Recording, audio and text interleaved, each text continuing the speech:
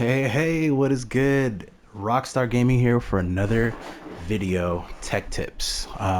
This one's a little bit less technical on as far as like little tricks to make you better in battle directly, but it's a bit more strategic and explanations on how to like make your team better. So I've been doing a little bit of research. Of course, there's a lot of people that play this game. It's blowing up like crazy, and this probably exists somewhere else, but I'm not sure I've seen it, and I have my algorithm set up to show me like all things Sparking Zero right now on YouTube. So that being said, I'm gonna get you guys some info that I've been finding out and just kind of have it in one compiled place. If you like it, like and subscribe for more. Dropping all kinds of tech tips as well as high level gameplay and some character breakdowns too, because there's a couple of characters I play a lot that are pretty unique. That being said, we're going to jump right into it just to keep it moving. And I'll have timestamps available for everybody so you can jump ahead to those as we go forward. That being said, let's get it. So for starters, here we are. I got Brawley. I got a whole little team of very differently ranked and leveled characters. So what I've been finding out lately is that DP, obviously, as you know, is a pretty important element on how you pick a team because you can't have over a certain number. But beyond that, it also has a couple of other subtle, non-directly communicated indicators that affect how your gameplay is just going to go in general. So one thing I found is that the DP level of your character seems to affect the way your skill gauge builds. So your skill count, the number that's building right there on my bottom or my top left right now under Brawley's head, that actually seems to be affected by the DP of your character. So a general rule of thumb is the higher your DP your character is, the slower both their DP and their key gauge builds up. Sorry, not DP, their skill count and their key gauge builds up. And the lower the DP of the character is, the faster typically. And I'll demonstrate that as we go forward. And on top of that, the trade-off obviously is that a higher DP character is going to do way more damage in a combo. The damage output on your character is going to be significantly higher on normal melee combos as well as your blast attacks. Okay, so I'm going to show you guys something really cool that I found. Here's Master Roshi. I'm going to reset. Master Roshi is a 2 DP character, and there are 2 versions of him that are both 2 DP. His basic form, which is Skinny Roshi Old Man, and then he's got his like cracked out strong guy form, which is this version. Can't remember his name from the show, but he's all muscular. He's got higher defense and moves a little bit slower. And some of his key / skill count stuff changes with that. So I'm gonna reset so you can see from the beginning. I want you to watch, keep an eye on Master Roshi's skill count. For starters, I just restarted, right? I reset positions. Look at the fact that Roshi starts at 2 gauge. 2 skill gauge and 2 key bar. Everyone typically starts at 2 key bar. Now look at how fast. I haven't done anything, I was idle, but I already hit level 3 on my skill count, whereas Majin, or that's normal Vegeta, excuse me, that's Vegeta Super Saiyan, who I believe is 6 DP. And I'll actually show in a little bit the difference of him and some other higher level characters. But if you noticed, my skill gauge went up so fast compared to his. I'm already maxed out, and I started at 2, and he's barely finishing 2 to get to 3. He has a higher cap on that, but that's very character specific. But the speed at which his skill gauge for Roshi went up way faster. That being said, there's also other elements at play that also play a pretty big part on how your skill gauge builds.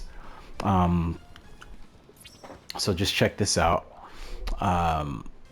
Random thing I learned is that if you actually do a follow-up attack, a normal follow-up attack like that is not going to do anything for your skill gauge. A vanish on the offensive, now watch the skill gauge again.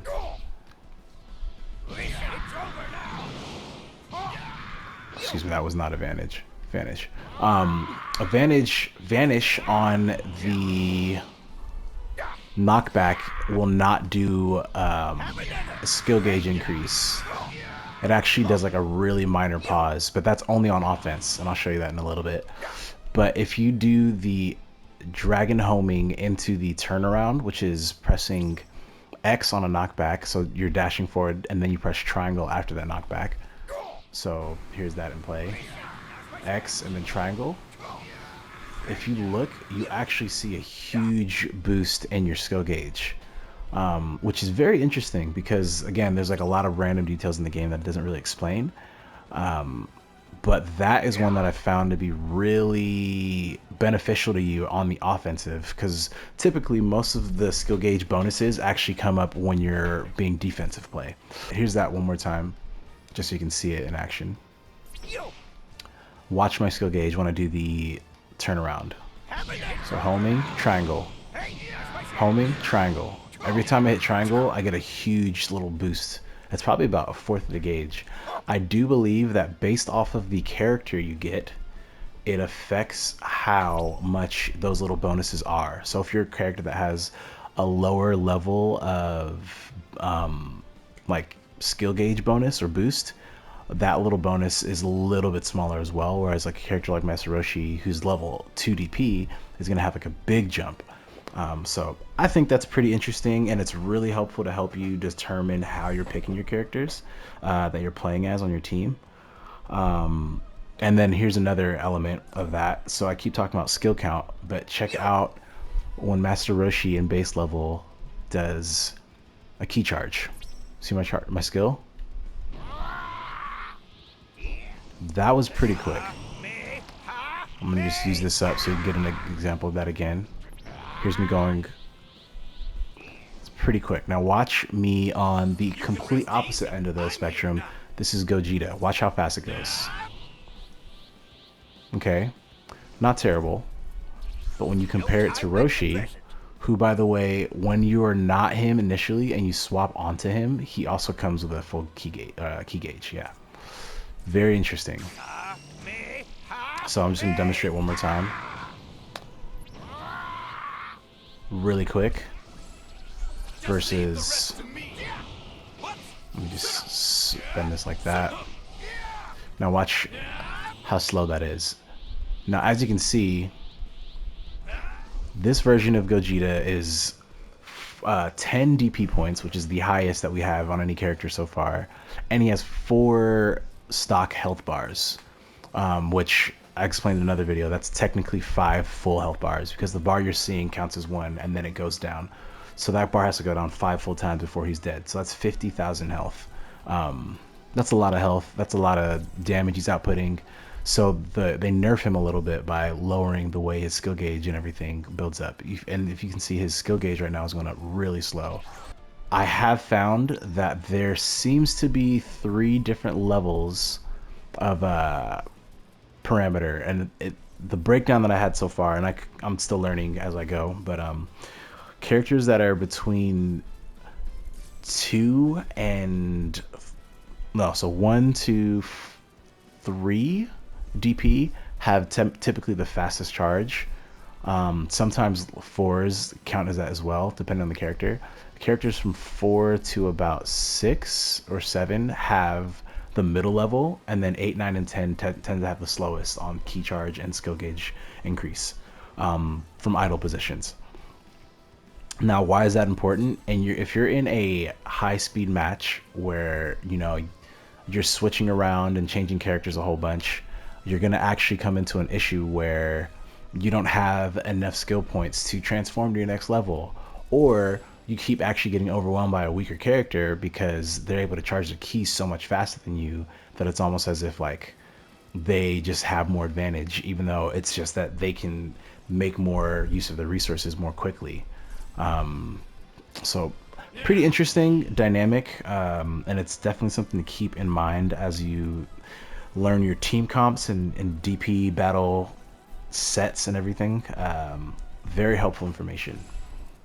Okay, so another element to all of this is pretty interesting. It's a mouthful, but hold track with me. Characters with higher growth potential tend to get key capped earlier on, but a lot of high cap characters will get free key bars maxed out upon transformation. What does that all mean? So, as I was showing you the charge speeds, that's fairly slow in the grand scheme of things, and it could be slower, but mostly by debuffs. Now, I'm going to go on Brawly. This Brawly is a Z Brawly. He is a level 5 DP character, this version of him. So he comes in, notice how he starts with 1 key bar, and it starts automatically charging from there. So now as I choose the charge, that is about middle level of speed versus that. They're pretty close, and honestly it's kind of hard to tell the difference between the two. I'd have to try to do like a side by side, but my editing skills aren't at that level yet. So that being said, Brawly is charging up at like kind of a moderate level. But one thing about him that you've maybe already seen is that even though his key charge doesn't go that fast, when he transforms, I'm just going to max out the skill count so you can see the transform instantly. When he transforms, boom, right? I'll kill you. I went from no key to max bars. I'm going to show that again. So here it is one more time. I have no, or like barely any key. And just to exaggerate, I'm completely out. Now, when I transform, I'll kill you. I'm maxed out. This is another counterbalance to help characters that do charge key slowly. And not every character has this. Teen Gohan does not have this as an example, even though he has 2 transformation levels. So with that, it kind of gives you an advantage in the sense of letting you stay aggressive and using your transformations to tack on that aggression, especially with the fact that your transformations are getting more damage. And for Brawly in specific, he gets more super armor with his combos. So just keep in mind that specific correlation between growth potential. So the summary is, if I have a character, even though Brawly starts at level 5 for his DP, he can go up to about level 8 with his max character, which is Super Saiyan Legendary with the green hair. That gap in difference between his lowest level and his highest level plays a part into some of the key and skill gauge correlations. So yeah. Okay, another tip, and I may have mentioned this in some other videos, but because it's so relevant to this right now, it's all about skill gauge. I'm going to also demonstrate here right now. So let me change it to rush attacks. Now what I'm about to show you is how certain moves defensively will actually build your key gauge or your skill gauge quicker. So I'm going to set skill count to normal. Then we're going to do a little bit of reset. Vegeta's going to attack me, and I want you to just watch my skill gauge on specific defensive moves. Right? So I'm normal blocking. Nothing is happening different. Now he's going to hit me again. Notice the skill gauge, how it popped up right there.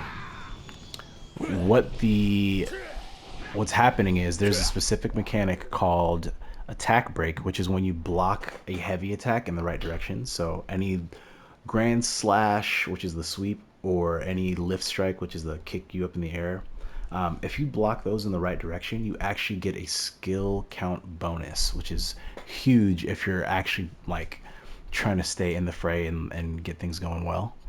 So I'm going to show that one more time. So notice how right there I neutral block, and that time he kicked me up, so I didn't get the block off right. But so that's one thing that happens. So see that? Look at my skill count. every vanish that I do defensively, remember I showed you earlier when I was offensively vanishing, offensively, it was not giving me bonuses. But when I defensively do it, I actually get a huge bonus on that. That is a pretty important thing to take note of. That, as well as sometimes just taking damage actually gives you little bonuses and boosts to your skill count, and that's a balancing factor, of course, to making sure that you're able to use skills when you're getting beat up, so there's a bit of a comeback mechanic and you're not just getting snowballed all day. So yeah, remember that as you are playing, that is always affecting you, and anytime you're in a fight and all these things are happening, you playing well defensively is actually going to benefit your overall output a lot, like significantly. And I've noticed that games where I'm playing more defensively, like effectively, I'm actually typically doing better, and it's because I just have more resources to work with more often. Really helpful to know. And here is our next point. And this is a really small point, but it's necessary to know because it does affect a lot of characters differently. And just a little aside, one thing about this game I do love is how much variety there is. But one thing that does hurt the game a bit is the fact that there's so much variety, but so little detail in how some of this variety is expressed and explained. And I get it, you know, sometimes there's games where it's like we just don't want to give you every single bit of detail, and there's other games that are designed to like they're going to give you the frame data, like Street Fighter 6, you know, case in point. But all that being said, defensive, and by defense I'm not talking about blocking, but I'm talking about your resilience, how much damage you take when you're taking a combo. Obviously different characters have different damage output, but in the same way that different characters have different output, different characters also have different resiliences to how they take damage. I'm going to actually demonstrate that just through Master Roshi. So I'm going to have this Vegeta attack me and just watch his damage output on the normal combo that he does. My turn now. Right, so 6-5-30, right? So now I'm gonna go to this higher level and just take all that. 6,530.